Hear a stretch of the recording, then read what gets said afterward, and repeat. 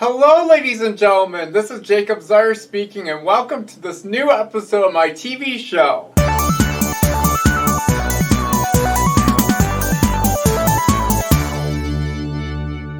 Today I'm going to demonstrate a recipe that I've concocted very recently. So let's get into it.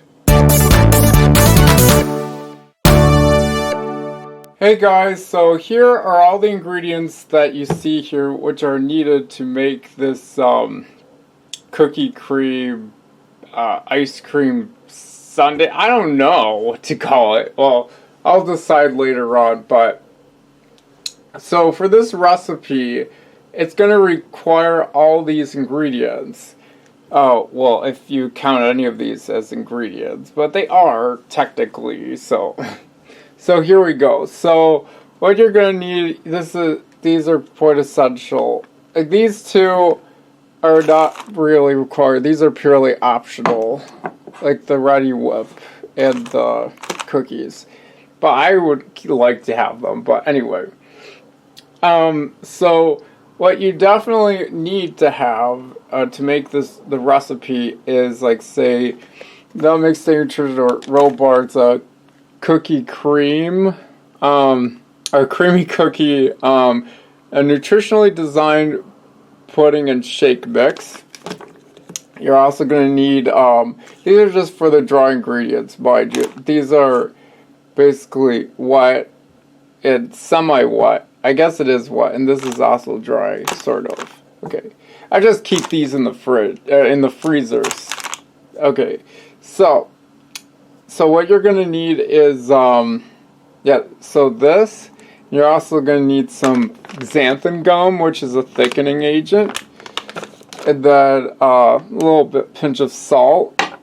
It's this wonderful, like, monk fruit in the raw, plant-based. It's a 0-calorie sweetener. It's great for your health, I would say. And that, when compared to regular sugar. But I would also apply just a tiny amount of, like, say, turbinado cage sugar, that is also quite optional. Very optional indeed. Definitely not necessary for this recipe. So, then there's also, like, cream of tartar, which is a stabilizing agent. It's something that you must apply before you start whipping it good with the beaters. In case you're wondering, hold on a second. This beater I have here, the old one I used to use, which is from 1987 or 86 that my parents got for a wedding present. This is a Sunbeam, as it's called, not to be confused with Sunbeam bread. It's kind of contradictory that, well, it does kind of relate to food because you make food with this. Usually that's used for food preparation. So yes, it works like a charm. And what's great about this thing too, it also has like a button you can press, and you can just, like, turn it all the way to full blast, and you just but just to demonstrate its use, like, just, how it operates. So now we finally get to the wet ingredients, which I would highly recommend, which is good for a whole, like, week supply, which is 7 days, like this, and this, and this, pretty much, because it's like 7 servings about. So I think it all works very well. So this is the Kroger Car Master fat-free milk. Of course, you can also use, low-fat milk, as I would highly recommend, but whole milk, if you want to use it, sure, but I wouldn't recommend it because it's too fat and, too many calories. It's junk, So, yeah, so any of the guys who are watching who are really butthurt over this, if you're the keto guys or whatever, like, don't get all offended, please. Okay, so, it even says keto friendly. Isn't that funny? Well, it's not really keto, though. by technicality, because the keto diet, I think, is really stupid, but that's just my opinion. I mean, keto foods are not necessarily bad, but where do you draw the line of what is keto and what's not? I mean, it's so arbitrary. Okay, so it has 3 grams, and this is just per serving. There's like 3 grams of sugar, 60 calories, 11 grams of protein, 3 grams of carbohydrates. It has far less sugar. It has only 3 grams of sugar. Usual milk has 12 grams of sugar, that's like only a quarter of the sugar that you get out of regular milk. So I think this is a pretty great option. It's honestly they say it's lactose free, but there is still sugar, but there's far less, no added sugars. But sugar, folks. It's good by the amount, but not as, whatever. Okay, I digress. So we also have egg whites, a good source of it's solely protein. That's the only. There's only 2% daily value of potassium, which is 80 milligrams, but this is simply organic. I mean, this is the best I can find. Of course, organic foods are always going to be more expensive, but this is the cage-free 100 liquid egg whites. So, yeah, so these right here are essential right here. Well, you can use this. I mean, this is good too. So anyway, this is what I would use for toppings, basically, which is cookie thins and some Ready Whip. So that's all there is to it. So let's get to the recipe. Yeah, let's start making this delicious food. So as always, it is quite essential that you use a kitchen scale. The reason why is so you can measure your ingredients accurately and carefully. Just so you weigh your food, basically. Because weighing is incredibly crucial, because calories absolutely matter if you want to lose weight. And anybody out there who is of the, calories don't matter, well, go away. This is not meant for people like you, so don't even bother. So anyways, so I just turn it on, and then we add 240 milliliters of milk, which is about 1 cup per serving. Better keep my eye on this. Gotta make sure it goes home.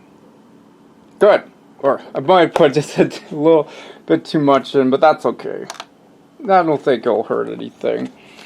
So, and then we add, which is 1 serve, which is 46 milliliters of the egg whites. Trust me, having a kitchen food scale is a dieter's best friend.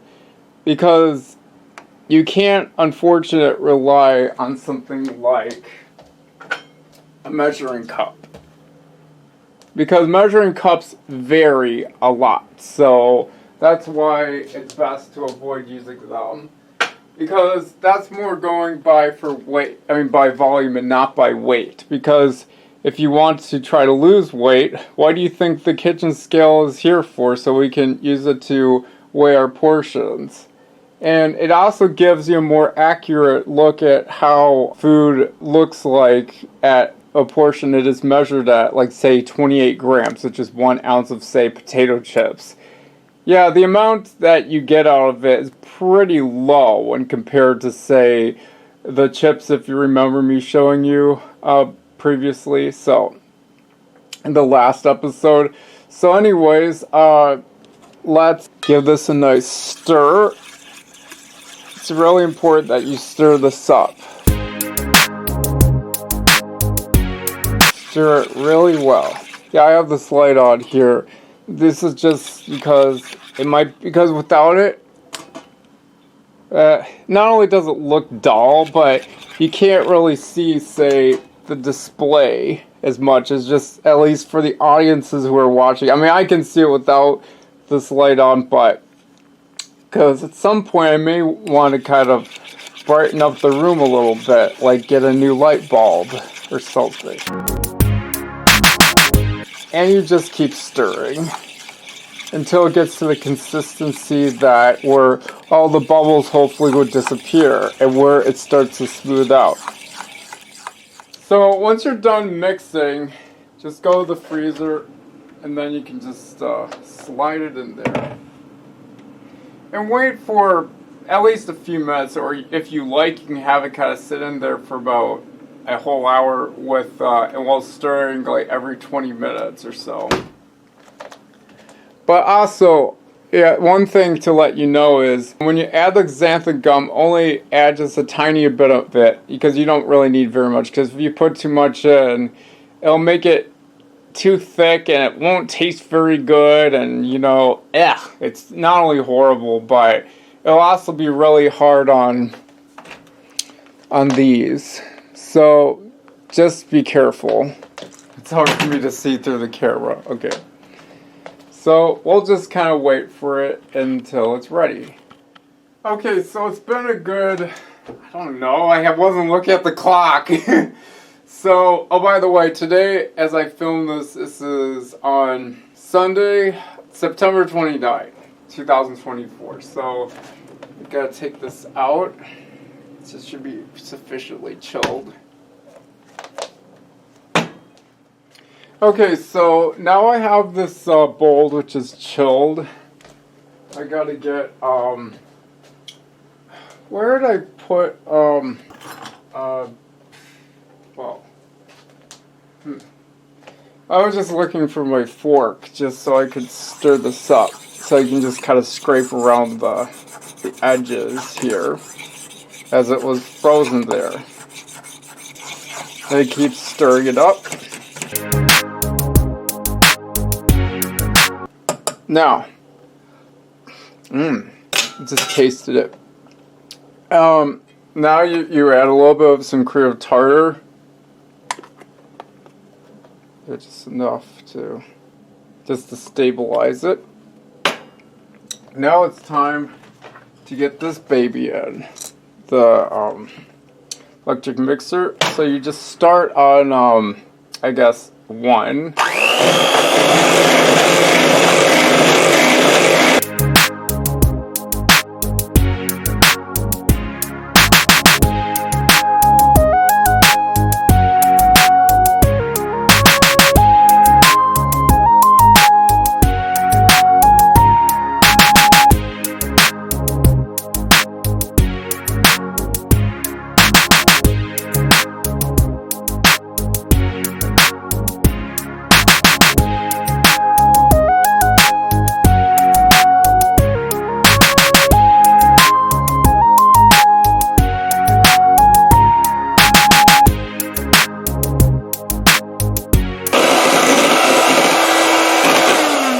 Now, ain't it a beauty? Take a look at that.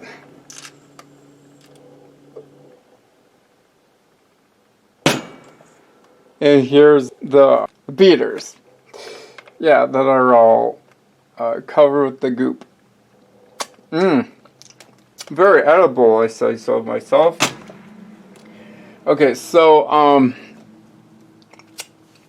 just gonna put it in the freezer temporarily.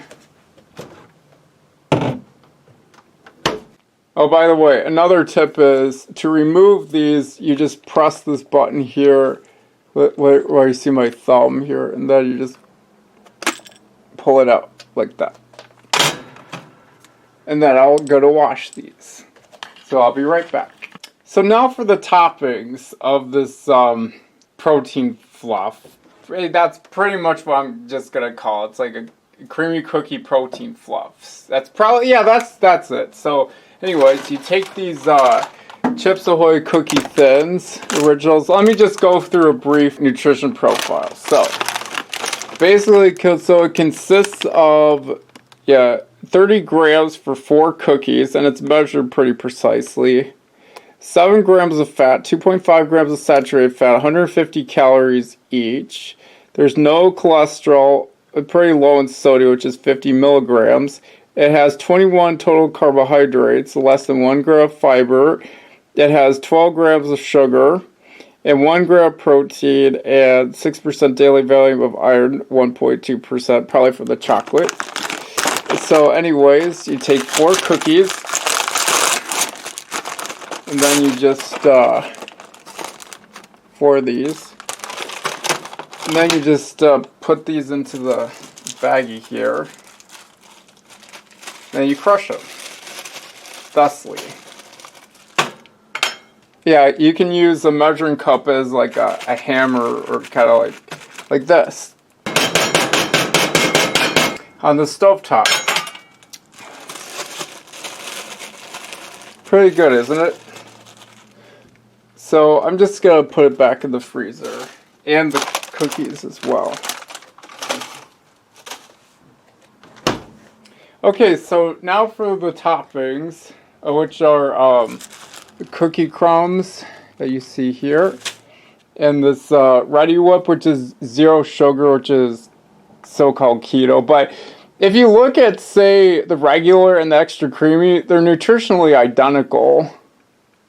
It's like all of them contain 15 calories per 2 tablespoons, which is 5 grams. But I'm going to put like about 20 grams on here, which is 4 times as much. So you'll get about 60 calories. So come on, it's not that bad. I mean, that's how I do. I think it's more reasonable. So the technique you can do, I'm going to try it like this. So I'm just going to keep most of these to here, as I kind of sprinkle it up. Then I'm just going to stir it in like so.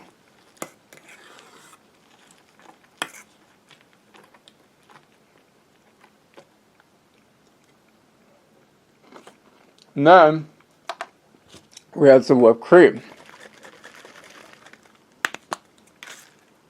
Like so.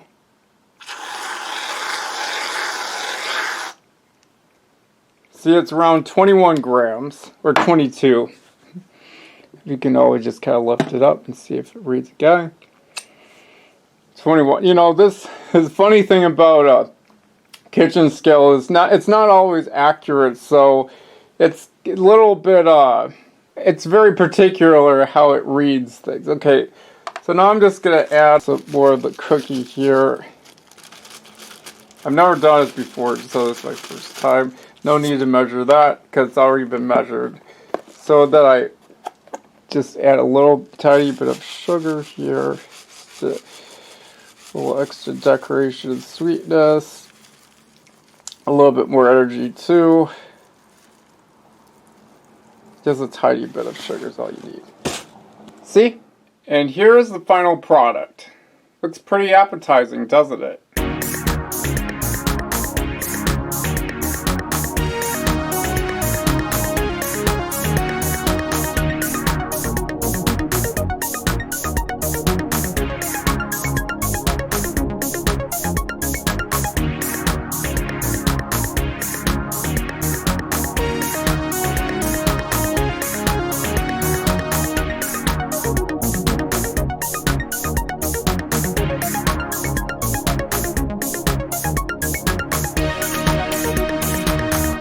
And now, I'm ready for the taste test. I have to kind of crouch down because the camera is kind of low. So,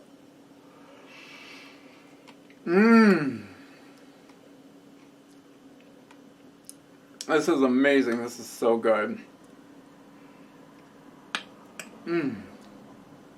Wonderful. Well, I really hope that you like this recipe. Well, I hope you enjoyed this episode as much as I do. So until then, have a good day, and I'll see you in the next episode. Bye!